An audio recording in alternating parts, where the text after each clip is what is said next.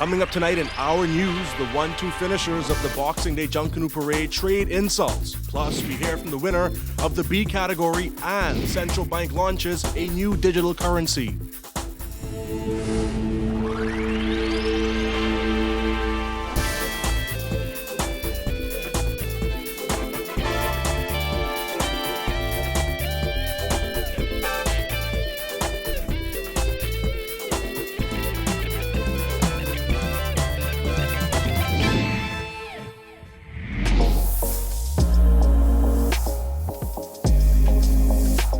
Our news is brought to you by Alive. Welcome to Our News, and thanks for joining us. I'm Jared Higgs. Topping news tonight with a mere 2 points separating Boxing Day champions, the Valley Boys, from second-place finishers, the Saxon Superstars. Members of the 2 Category A groups traded insults today as they headed back to the shacks to get ready for the New Year's Day Junkanoo Parade. Saxons claim even Valley Boys members were shocked by its win, while the reigning champs say they are coming for 3 straight. Bethany McDermott reports. It was a wild win for the Valley Boys Junkanoo group, which rocked Bay and Shirley Streets on Boxing Day morning, claiming the unofficial win in several major categories including Best Music, Shirley Street Performance, and Banner. Valley Boys members Chris Fox says the group is feeling confident. He had this to say to the naysayers. Famous are sympathetic people, and so everyone feel some people should get it, even though because they so used to one set of people winning all the time. But if they put in the work, it'll beat them ahead. That's all you have to do, put in the work. Put in the work the Valley just put in. Saxon Superstar co-chair Kennedy Moss says they're disappointed in the results from that Boxing Day parade. She says the Saxons did more than enough to come out victorious. We did our best, and I think we went over and beyond. Shirley Street spoke volumes. There's a saying that if the tree shakes on Shirley Street in front of the financial center, then you would have done your job. We had Shirley Street rocking. There's no doubt that the Saxon Superstars have done a tumultuous job. It was a yeoman spirit. We did our job. We are definitely disappointed, but we will rise to the occasion, and we will definitely be there for New Year's. Following the release of the Boxing Day Junkanoo Parade results, many Junkanooers expressed outrage that the Valley Boys came in at number 1, beating the Saxon Superstars by nearly 2 points. Moss says even Valley Boys group members were surprised they won. The Valley Boys knew themselves that they did not win that parade, okay? If you want to call a spade, if you want to be fair, if you want to be a fair Junkanooer, the Valley Boys themselves, my personal friends, male and female of the Junkanoo groups, of course being the Valley Boys, they would have said, Kenny, we thought that we at least got a 4th, but a 1st, there was no way that the Valley Boys won the parade. No way under the face of, there's no way. For this upcoming New Year's Day parade, both groups insisted they intend to walk away with the win. Well, the game plan is that we come fighting. We come with a heart ready to just slaughter the entire parade. We brought the energy, we brought the music for Christmas, and for New Year's we're going to take it up 10 notches higher. You said that we didn't give you what it was that you needed, so in this particular instance we're going to take it even higher. Like, it's going to be a cake in the walk, actually. Everyone's hyped after a big win like that on Boxing Day, so it should be a little bit easier for us to slap. Reporting for Our News, I'm Bethany McDermott. Meanwhile, relative newcomer, the Genesis Warhawks, reacting to the A Group's 3rd place finish. Genesis rushed down Bay Street under the theme, The Wedding, A Road to Forever, scoring 77.66 points. Group Marshal Nathan Taylor stressed the results are unofficial and they look forward to looking at the scores. So that's what we're waiting on at this particular point in time. But however, we felt that we put our best foot forward.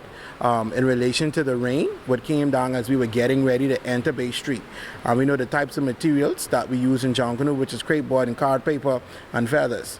When the element of water hit those things, we know what happened, right? So, however, but we still paraded down Bay Street and gave it our absolute best.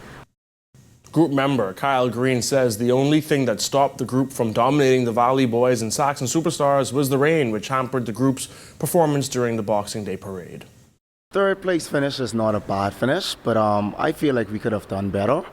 The group feel as well, the fans feel as well that we should have done better. However, you have to be grateful for everything in life. And I hope the Valley and the Saxons is grateful for the rain. Because if it wasn't for the rain, hey, we was going to do, like I say, way better than third.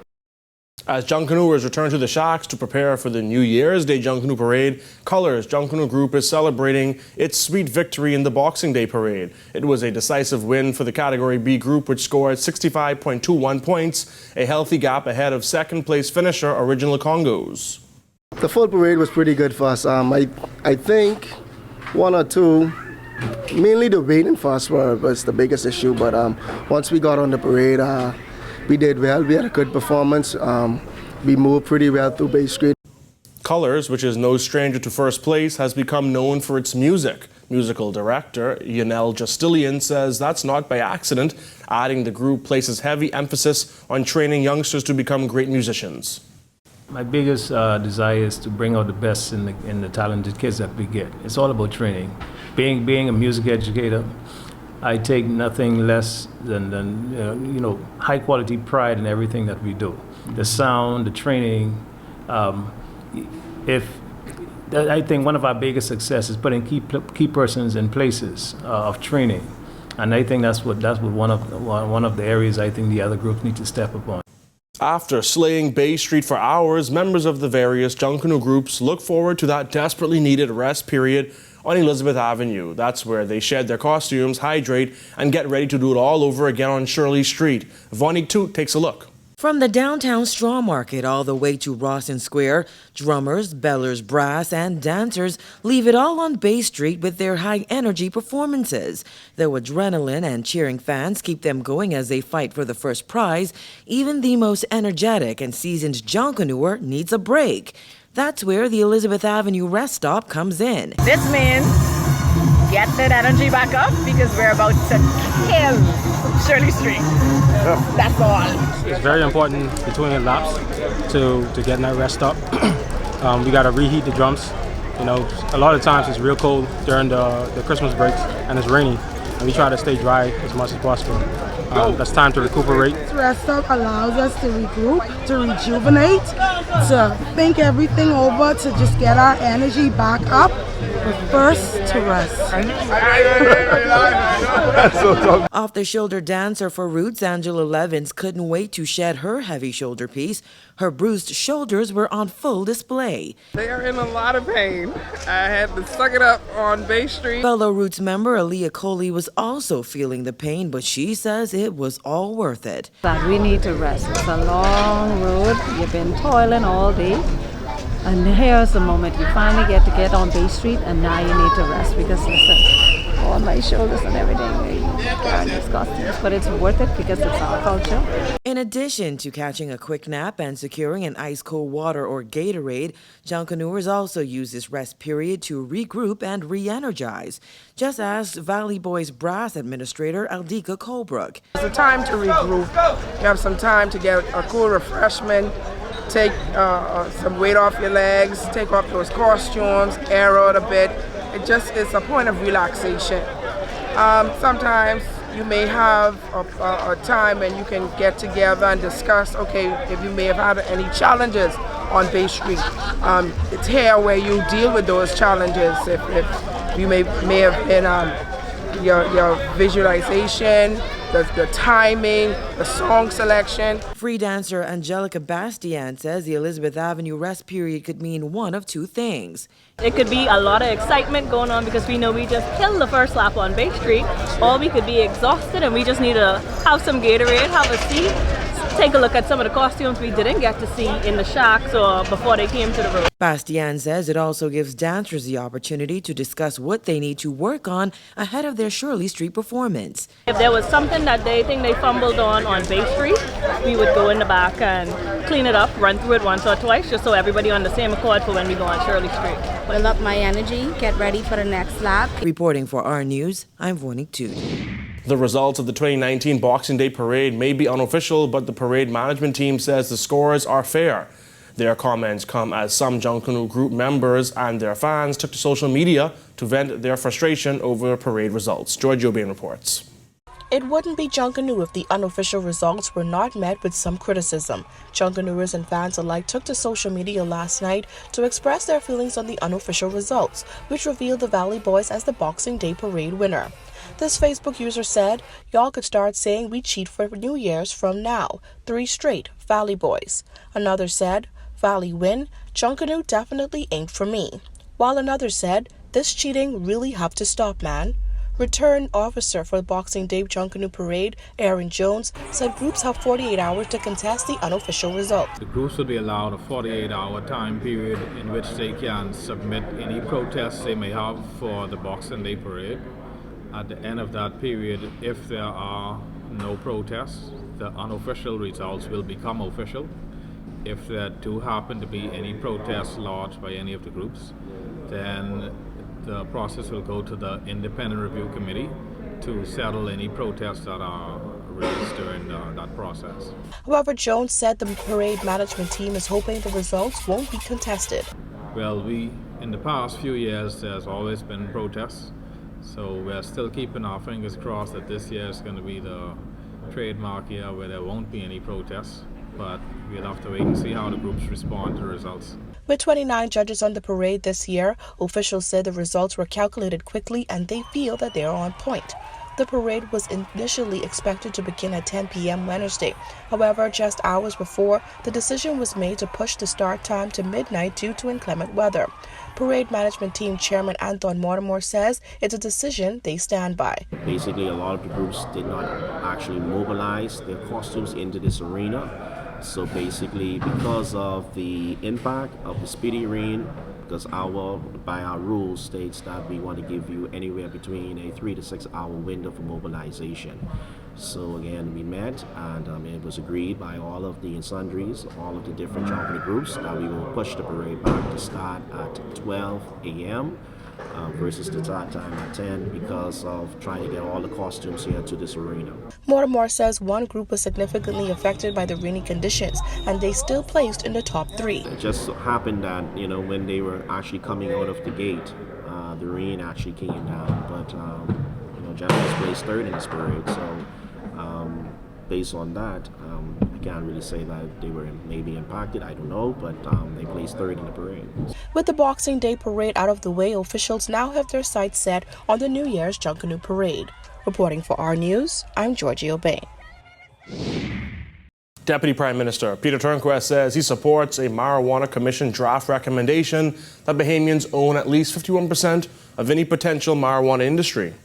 As a private citizen, certainly I support the fact that, or the proposition that the industry ought to be predominantly owned by Bahamians. Speaking to Our News on the sidelines of the 2019 Boxing Day Junkanoo Parade, Turnquest threw his backing behind the Bahamian marijuana industry. His support comes as Bahamians express concerns that legalizing marijuana would more quickly benefit foreign investors, who are often relied on to spur economic growth in the country. There's no point in getting into the business if it's going to be a foreign-led industry and the profits are being exported.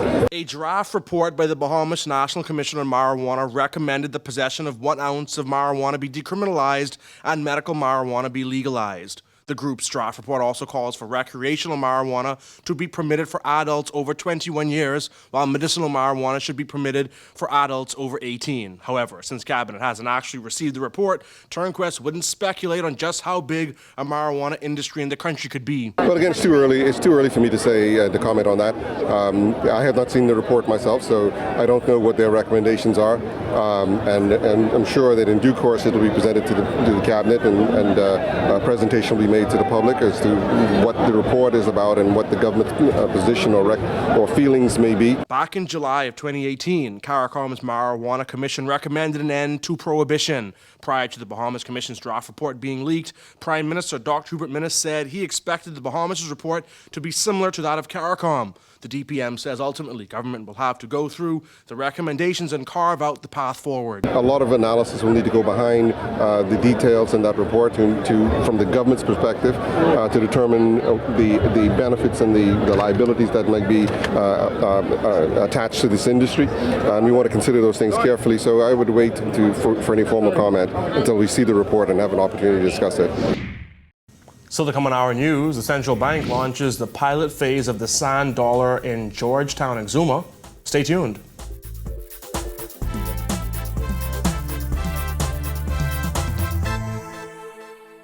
From TV to phone to fast internet, how can we show appreciation for the 25 years you've been with Rev? To celebrate our 25th birthday, Rev is rewarding 250 lucky customers with $250,000 cash back. Simply switch to Trio, upgrade to Trio, or pay your bill in full and have your chance to win cash this Christmas. Just call 601-8992 or email us at trio@cablebahamas.com. Rev, you and us together.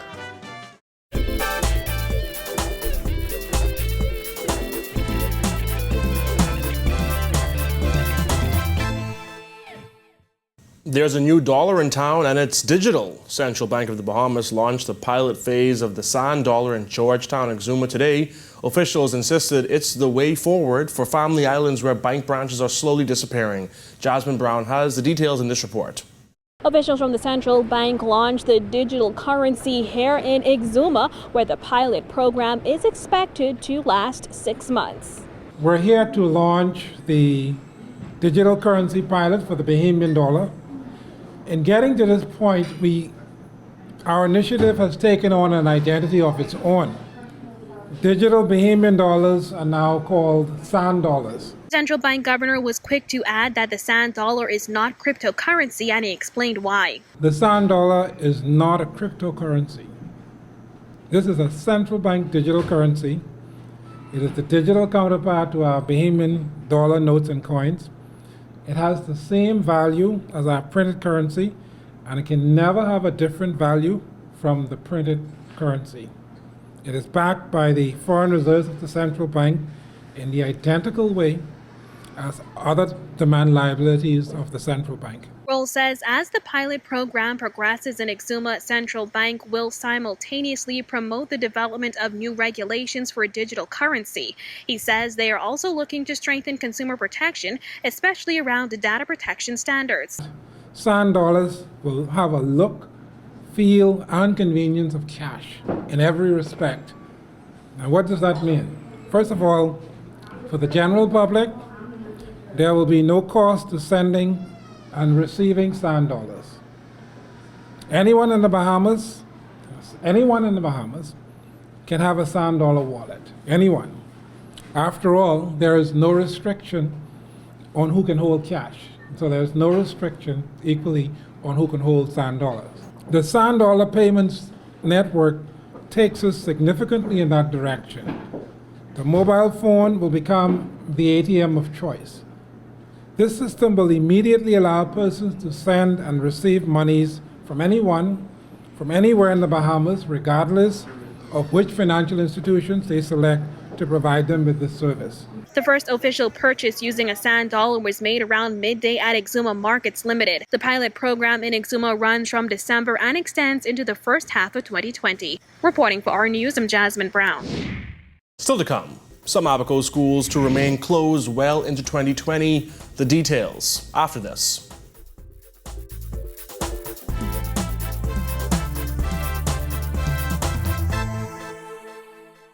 From TV to phone to fast internet, how can we show appreciation for the 25 years you've been with Rev? To celebrate our 25th birthday, Rev is rewarding 250 lucky customers with $250,000 cash back. Simply switch to Trio, upgrade to Trio, or pay your bill in full and have your chance to win cash this Christmas. Just call 601-8992 or email us at trio@cablebahamas.com. Rev, you and us together.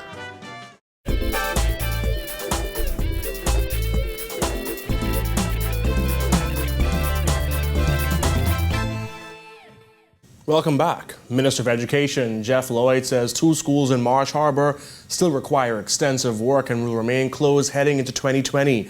Lloyd says this comes as many of the island's other schools function on a half-day basis.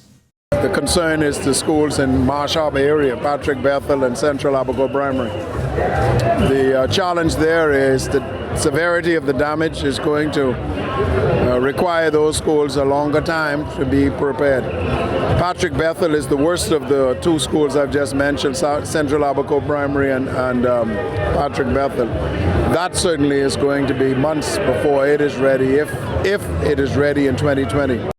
Hurricane Dorian decimated Abaco as a Category 5 storm back on September 1st. The storm's passage coincided with the opening of the school year and left thousands of Abaco students displaced. Lloyd says the hope is that Central Abaco Primary opens by September 2020. He also provided an update on the expected costs to repair those schools. Central Abaco is about $1.5 million, almost $2 million. Patrick Bethel is $4 million north.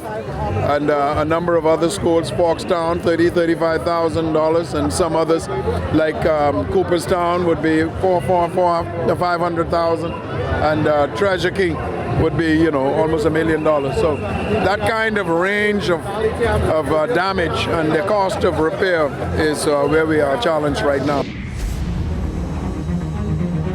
Actually, two mothers, I realize now, two mothers who lost two sons this year. They really speak to the human cost, because statistics are one thing, and statistics trending downward is a good thing, when it comes to crime, homicide. But, just because it's trending downward does not mean that the issue is solved or that we don't need to continue to work to, build safer communities. Talking to the family member or interviewing a family member is important.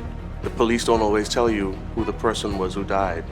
And so talking to the family tells you who that is in a reliable, accurate way, because again, we're dealing with sensitive information here. Interacting with the families is important, even just for the purpose of information gathering.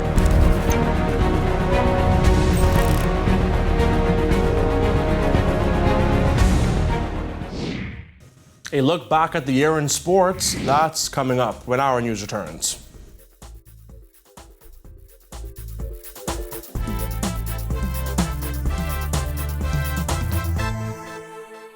From TV to phone to fast internet, how can we show appreciation for the 25 years you've been with Rev? To celebrate our 25th birthday, Rev is rewarding 250 lucky customers with $250,000 cash back. Simply switch to Trio, upgrade to Trio, or pay your bill in full and have your chance to win cash this Christmas. Just call 601-8992 or email us at trio@cablebahamas.com. Rev, you and us together.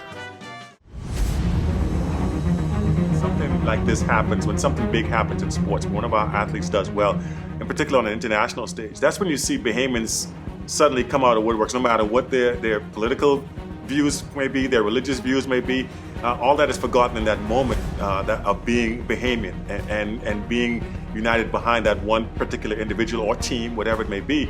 I think those are those moments that transcend everything else, and we have that sense of nationalism. I think sports plays that role very well.